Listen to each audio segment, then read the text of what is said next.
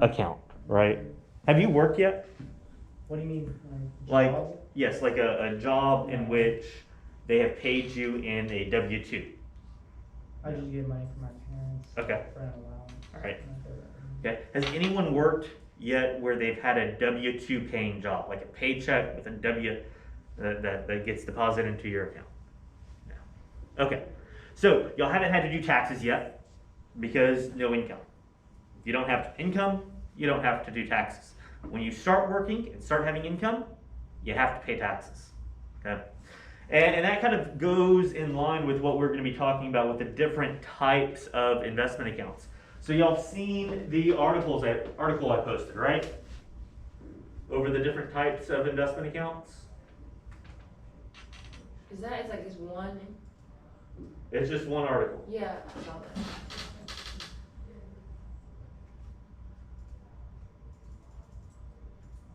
Okay. Just start investing. Yeah. No, I don't. Come on, Google. Get rid of these ads. They're annoying. Okay, so 4 basic investment accounts, but we're only going to really talk about 3 of them. Okay. This last one, seriously?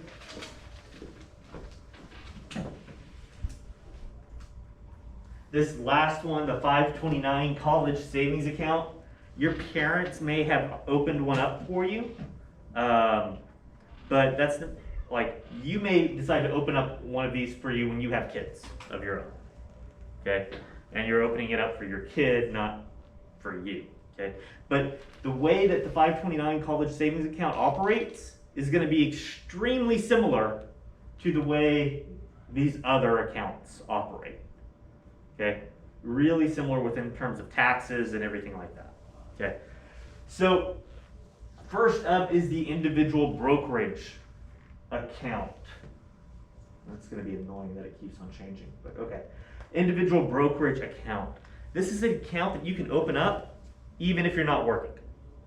Okay, and you can contribute to it anytime you want. There's no limit to how much you can contribute to this account. Because government is really not involved in this account. The government had no action in creating this account, so it is 100% yours to do with what you want to. Okay. So Leo, you most likely have kind of an individual brokerage account in terms of but I do. As a custodial, since your parents are on it. You have to be 18 to open up the account.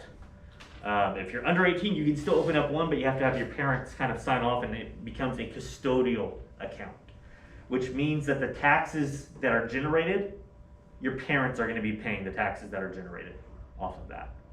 Because it's technically their account, although they're holding it for you. Okay.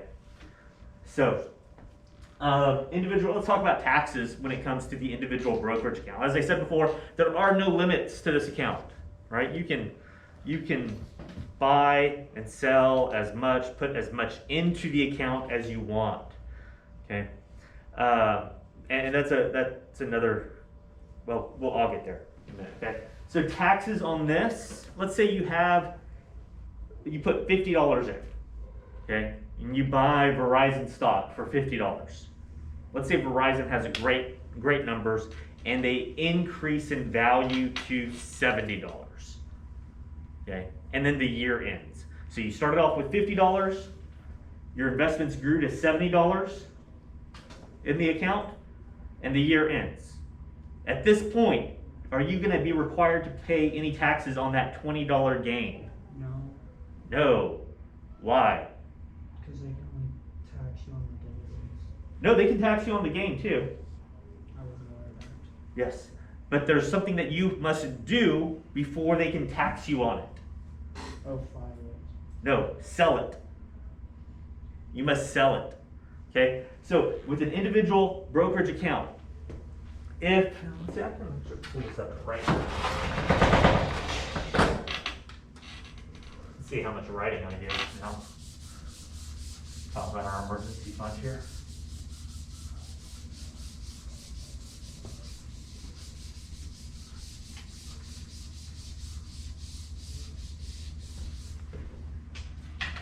Okay, so it went from Verizon VZ. Okay, we put in $50, and then it grew. Let's say we did that January 1st. Okay, put in for $50, and then it grew to on December 31st. Grew to $70. Okay, so what's our gain here?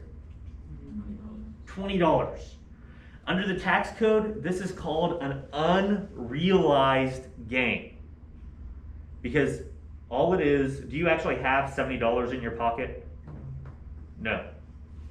You have an asset that's now worth 70, but how do you get that $70 back into your pocket? What do you have to do?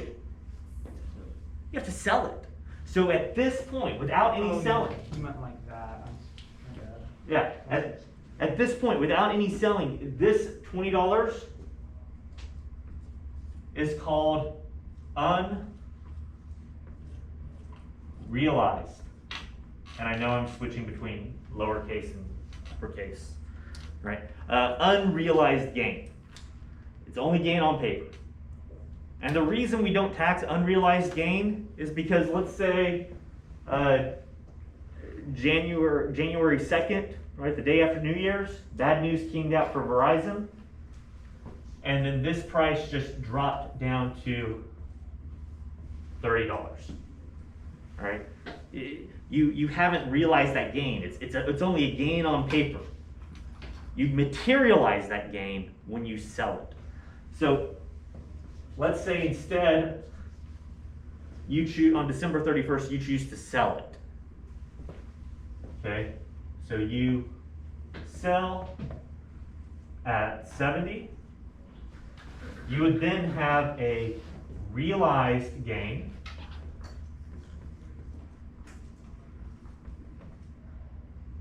of $20. Okay.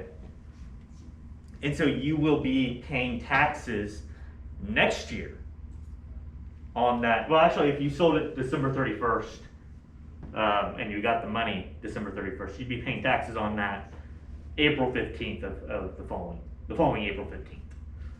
Okay, and it's only going to be taxes on the $20 gain that you have. Okay, not the $70 value. Make sense? Okay. What's the tax rate? What do you think the tax rate is? Tell you it depends. It depends on how long you have owned this stock. Okay. Under this example, buying it December 31st or January 1st and selling it December 31st, has this person owned it for longer than 1 year? No. If you own the stock for shorter than 1 year,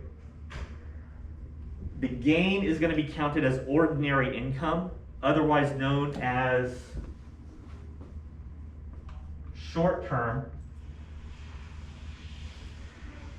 capital gains.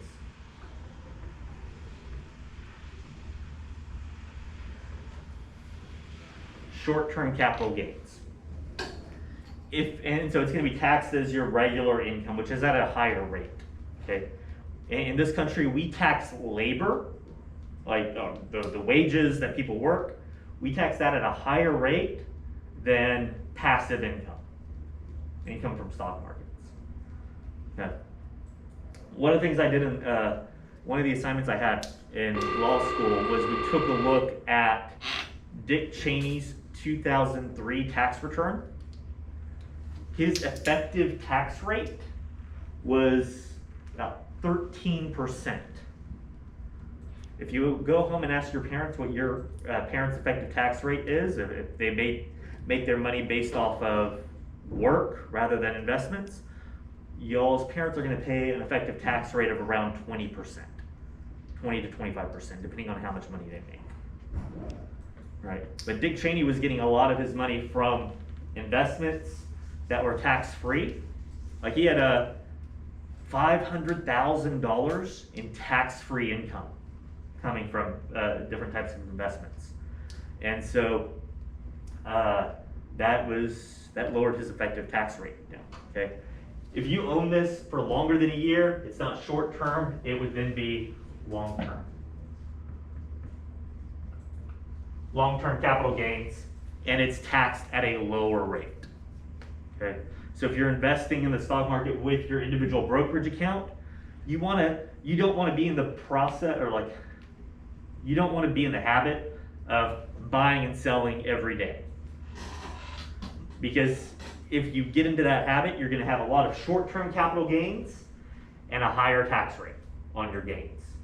If you buy and hold for over a year, you'll have long-term capital gains, and depending on your income, you may pay 0% on any long-term capital gains. If you have, the tax brackets go from 0%, and if you make a little bit more money, it goes to 10%, and then it maxes out, long-term capital gains max out at 15%. Short-term capital gains will max out at 36%. Okay, so you want to keep that Wait, in what mind. was the long-term one? Long-term maxes out at 15%. Actually, no, it may max out at 20 20%. Wildcats, 20. Charlie, are October 15th. But you have to be making over $400,000 for it to max out at 20%. Let us look only to Jesus. He is the one who began our faith.